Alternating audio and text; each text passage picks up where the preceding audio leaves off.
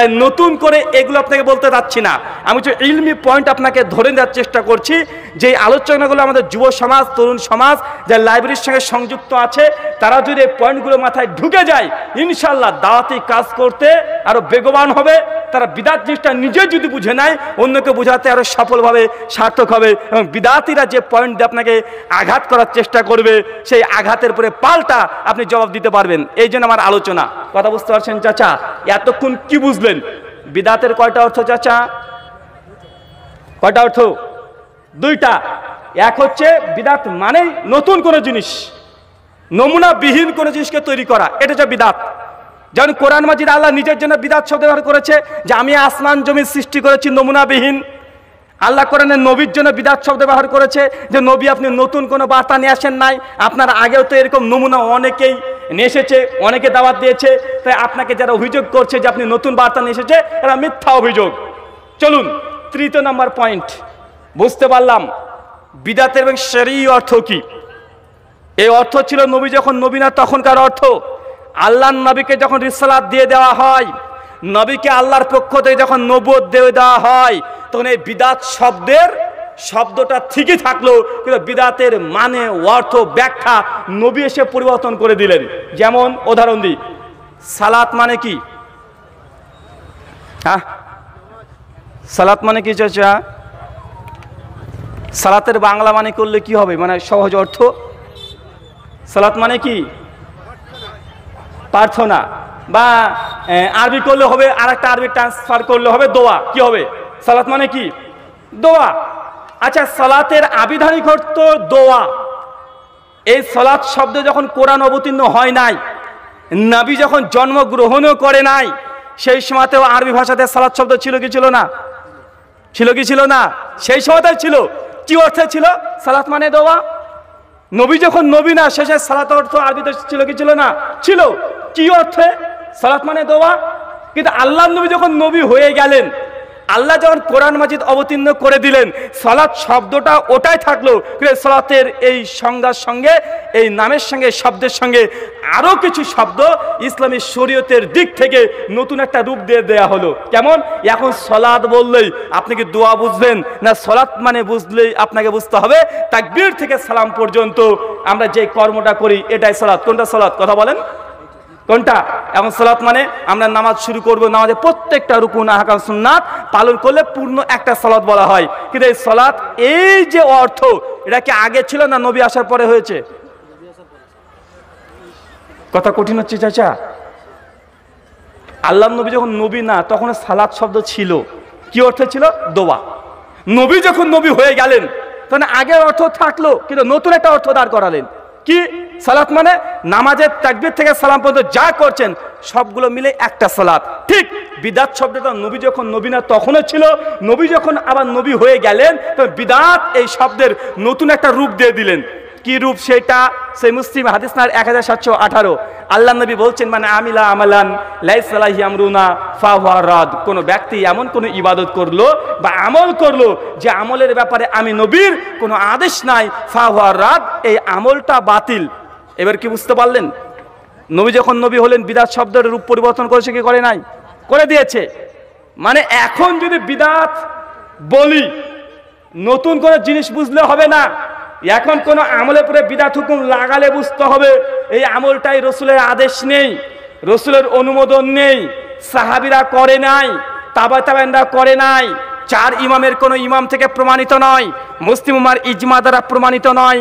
তার জন্য এটাকে এক কথাতে বলে দেওয়া হচ্ছে বিদাত। তার মানে এই অর্থটা এখনকার অর্থ বিদাত বললে বুঝতে হবে এটা কোরআনেও নেই, হাদিসেও নেই, সাহাবীদের আমলেও নেই, মুসলিম উম্মার ইজমা দ্বারা প্রমাণিত নয়। এক শব্দের মধ্যে এতগুলো সব লুকায়িত আছে। এবার কি বুঝতে পারলেন চাচা? সালাত যখন বলি, তখন তার মধ্যে রুকু আছে না নাই? আছে না নাই? রুকুবিহীন সালাত হয়। যেমন সালাত বলছি সিজদা আছে না নাই? যেমন সালাত বলি কিরাত আছে না নাই? আছে। যেমন সালাত বলছি তাশাহুদ আছে না নাই? আছে। ঠিক এখন যখনই বলবো বিদাত কোন আমলকে, অটোমেটিক দ্রুত আপনাকে বুঝে নিতে হবে বিদাত মানে এটা কোরআনে নাই, বিদাত মানে হাদিসে নেই, বিদাত মানে নবী করে নাই, বিদাত মানে সাহাবী করে নাই, বিদাত মানে তাবা তাবেনরা করে নাই, এবং বিদাত মানে এই আমলটা পরে ইজমাও নাই। মানে এক শব্দের মধ্যে এতগুলো লোকায়িত আছে। এবার কি বুঝতে পারছেন? চলেন আরো সহজ করি আলোচনা। প্রথম অংশ কঠিন করলাম এই জন্য, এই অংশ বুঝলেই ভেতরটা আপনার আরো সহজ হয়ে যাবে। এখন বিদাত এর সংজ্ঞাও আমরা বুঝতে পারলাম। চতুর্থ বিষয়, সমস্যা হচ্ছে বিদাতে হাসানা নিয়ে। এখন শরীয়ত বা দ্বীন ইসলামের মধ্যে বিদাতে হাসানা তৈরি করা বা কোনো ইবাদত তৈরি করা, এটা জায়েজ না না জায়েজ? জোরে বলেন। ইসলামের মধ্যে কোনো নতুন ইবাদত তৈরি করা ভালো মনে করে, এটা জায়েজ না না জায়েজ? এটা না জায়েজ। আচ্ছা, এই যে না জায়েজ বললাম, এর দলিল কি? দলিল লাগবে কি লাগবে না? আমরা তো আহলুল হাদিস, আমরা দলিলবিহীন কোনো কথা যেমন বলিও না, দলিলবিহীন কোনো আমল আমরা করিও না। যতই ভালো আমল হোক না কেন, দলিল দ্বারা সাবিত না হলে সে আমলটা আমরা দৃষ্টিও দিই না। এই যে আমরা বলে দিলাম যে শরীয়তের মধ্যে নতুন কোনো ইবাদত বা আমল তৈরি করা যাবে না, এটা আমরা যাবে না আর পক্ষে। সমাজ তো বলছে না করা যাবে, যাবে বলে তো প্রত্যেক বছরে বছরে লেটেস্ট বিদাত আবিষ্কার করছে না। যারা আমাদের চাচার বয়সের আছেন, আজ থেকে 20 বছর আগে ঈদে মিলাদুন নবী উদযাপন মানুষ এখন যতটা জাঁকজমকপূর্ণভাবে করছে, আগে কি এমনভাবে করতো? হ্যাঁ, করতো?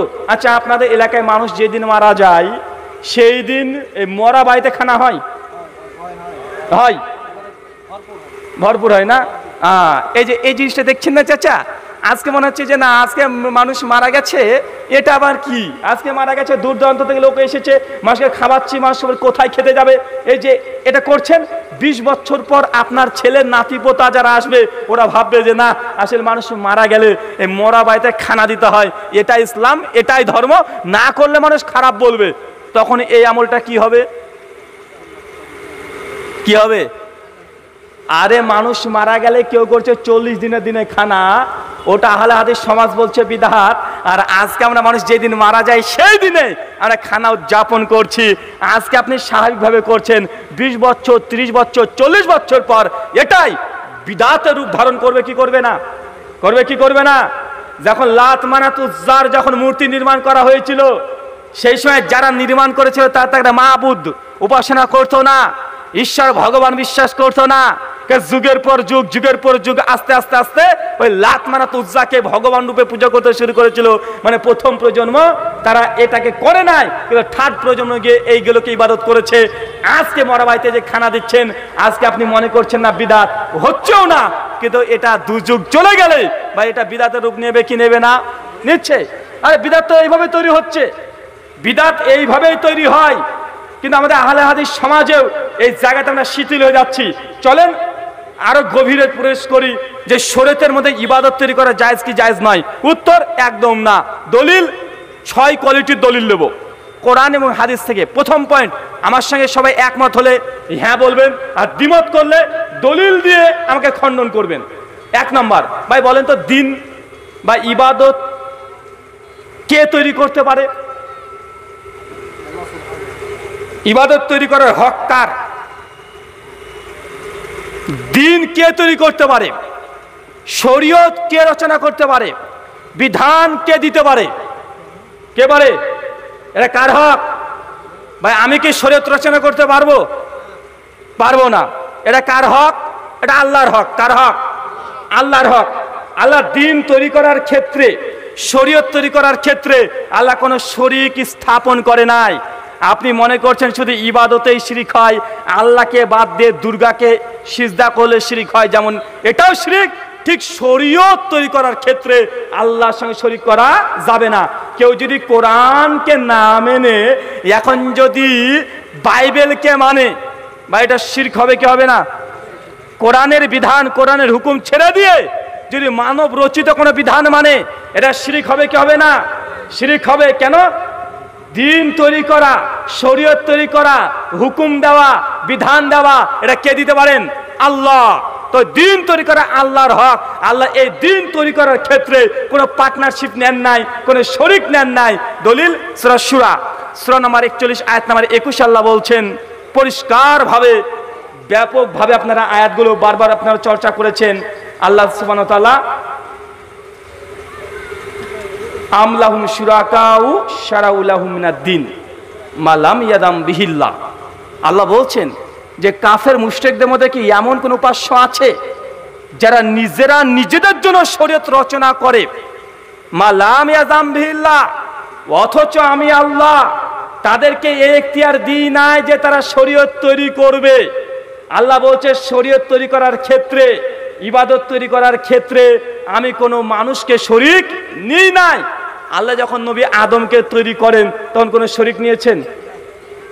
ফেরেশতাকে বলেছিল যে আমি আদম তৈরি করব, ফেরেশতা যে আল্লাহ কেন তৈরি করবে, তো রক্তপাত করবে?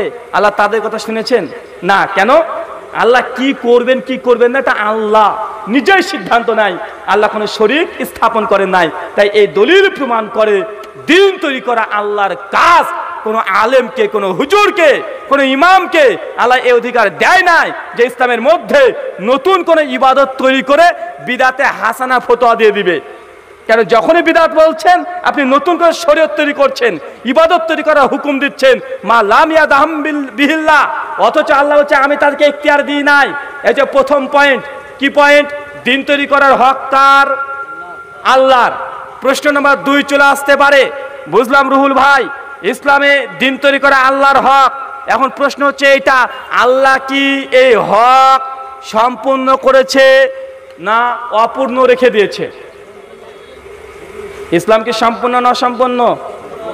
চাচা, ইসলাম সম্পূর্ণ না অসম্পূর্ণ? ইসলাম তো সম্পূর্ণ। যদি সম্পূর্ণ ইসলাম হয়, এই সম্পূর্ণ ইসলামের মধ্যে কোনো ইবাদত প্রবেশ করানো সম্ভব হবে? সম্ভব। একটা ধরেন বোতল আছে, পানির বোতলে পানি পড়া আছে, বোতলটাই সম্পূর্ণ পানির বোতল। এখন আপনি এসে বলছেন যে রুহুল ভাই আপনাকে খুব ভালোবাসি, আপনার জন্য আমি ম্যাঙ্গো জুস নিয়ে এসেছি,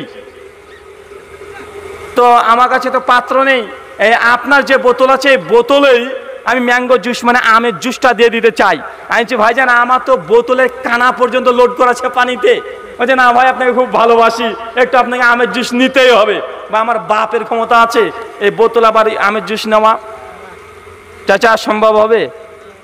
সম্ভব হবে না। ও যদি জোর করে দিতে চায় তারপরে কি আমার এই কানা পর্যন্ত লোড করা পানির বোতলে ওর আমের জুস প্রবেশ করবে? হ্যাঁ প্রবেশ করবে। কি হবে? যখনই আমের জুস দিতে শুরু করবে আমার পানি কিছু উপচে পড়ে যাবে, ওর আমের জুস কিছু কিছু ঢুকবে, আর আমার পানিগুলো পড়বে কি পড়বে না? পড়বে। ইসলাম যদি সম্পূর্ণ হয়, ইসলাম যদি পরিপূর্ণ হয়, ইসলামের মধ্যে কোনো ইবাদত যদি প্রবেশ করান, তাহলে এই ইসলাম থেকে একটা করে ফরজ, একটা করে সুন্নাত, একটা করে সুন্নাতে মুআক্কাদা, এগুলো একটা একটা করে পড়তে শুরু করবে। যতক্ষণ না পড়বে ততক্ষণ বিদআতকে প্রবেশ করানো সম্ভব নয়। সম্ভব। ইসলাম তো সম্পূর্ণ। দেখেন যেদিন থেকে ফরজ নামাজের পরে মুনাজাত শুরু হয়েছে সেদিন থেকে ফরজ নামাজের পরে সুন্নাতে দোয়া একটাও নাই। আছে? কেন? ইসলাম তো সম্পূর্ণ। আপনি মুনাজাত ঢুকিয়ে দিয়েছেন, একদম রব্বানা যালামনা আনফুসানা করে শুরু করে দিয়েছে।